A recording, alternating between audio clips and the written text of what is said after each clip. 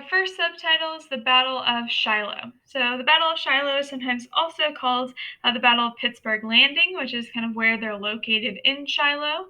But this occurs in April of 1862, and it's a continuation of Grant's campaign against the forts that he took over in our previous lesson, so Fort Donelson and Fort Henry. After he takes over those forts, he continues down the Tennessee River. This is on the western feeder of the war, continues down the Tennessee River to the city of Shiloh. And there, he brings his 60,000 troops ashore and starts to set up camp. Now, Grant has gotten a little bit arrogant, a little bit complacent after his most recent victories. He thinks that they're doing very well and that the Confederate Army cannot hope to stand against his much larger Union Army. So he sets up camp, only posts a few sentries, and does not dig any trenches or any barricades or anything like that to keep the Confederates out. And this is Grant's main mistake, and he acknowledges after the fact that he made a very grave mistake during this battle. In fact, uncharacteristically, in his later years, he kind of tries to rewrite history a little bit with what happened in this battle, but it really occurs because Grant made a mistake here. So again, not well fortified in their camp, the Confederates led by Johnston, attack the Union Army in the middle of the night and find them sleeping and totally defenseless. So day one of the Battle of Shiloh is pretty much total slaughter and retreat for the Union Army. That does not go well for the Union Army. They are not prepared at all to fight the Confederates, even though they outnumber them. On this day, there's what's called the Hornet's Nest. Now, the Hornet's Nest holds off the Confederate Army, so the rest of the Union Army can regroup and retreat and take fewer casualties. Inside the Hornet's Nest, there are 10,000 men led by William H.L. Wallace from Illinois. And they take cover in this massive ditch.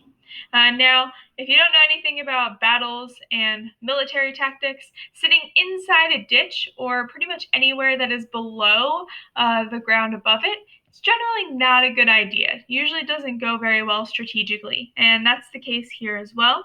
They're surrounded by Southerners who are shooting down at them from all sides, but they do manage to hold off the Confederates from 9 a.m. until 5 p.m. and allow the Union Army to regroup.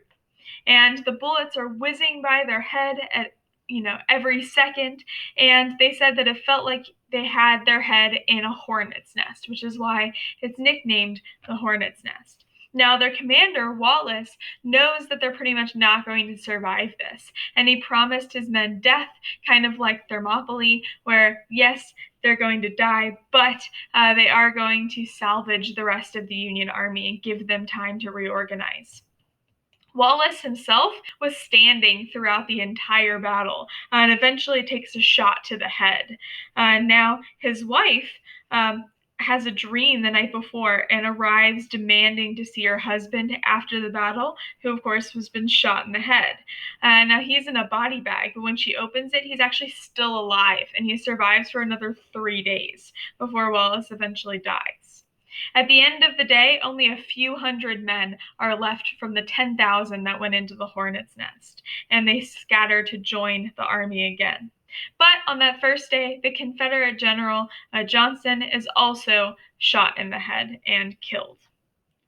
So Grant is furious at himself after this battle, and he tries to kind of salvage the situation. So nasty weather all night provides some cover for the Union Army, and they reorganize. And at 6 a.m. the next day, they attack and they take everything back in a surprise attack. They defeat the Confederate Army. So it turns out kind of as a Union victory, but again, so many casualties. And they're kind of still having a hard time fighting the Confederates, even with their greater numbers. Now, after this battle, Grant is actually demoted by the lead general, but then he is promoted again and put back in command because people do acknowledge that Grant is getting results